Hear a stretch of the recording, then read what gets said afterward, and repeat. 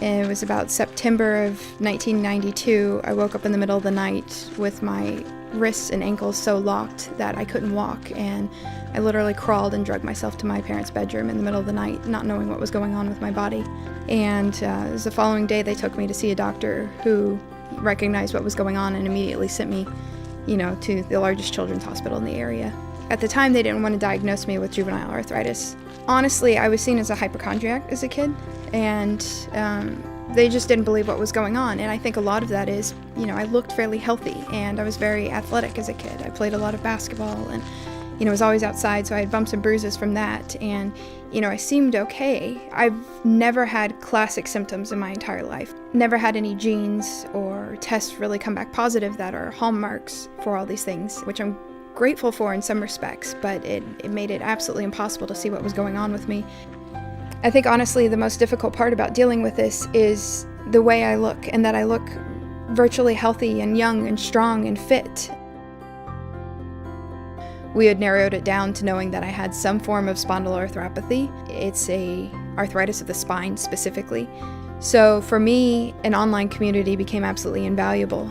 I could then ask those difficult questions that maybe I wasn't comfortable asking family members or my doctors. That online community has really saved me in a lot of ways.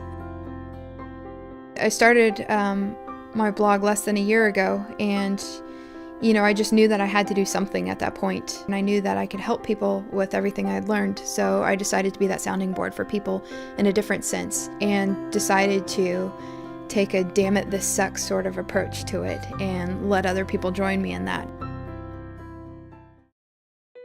I do what I need to do to be able to do the things I love. What I try to do is stay fit enough throughout the week, but also find a balance with not exerting too much energy through the week, so that by the time the weekend does come around, I can do the things I really love to do, like going hiking in the Angeles National Forest and the Santa Monica Mountains near my house.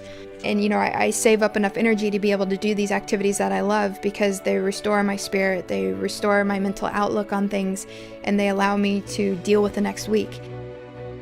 Another great thing that I recently got for my birthday is the Wii Fit, which I absolutely love. It's kind of these interactive games that involve balance, which is so important to arthritis, and they are these mild toning exercises that you can do in the comfort of your home. It's really important for me to keep some level of strength in my muscles so that they can better support my joints.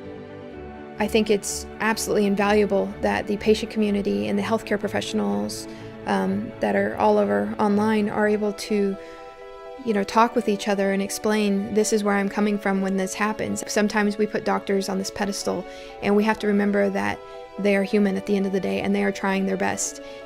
The online world has just really shown how it needs to be a big collaborative effort between everyone.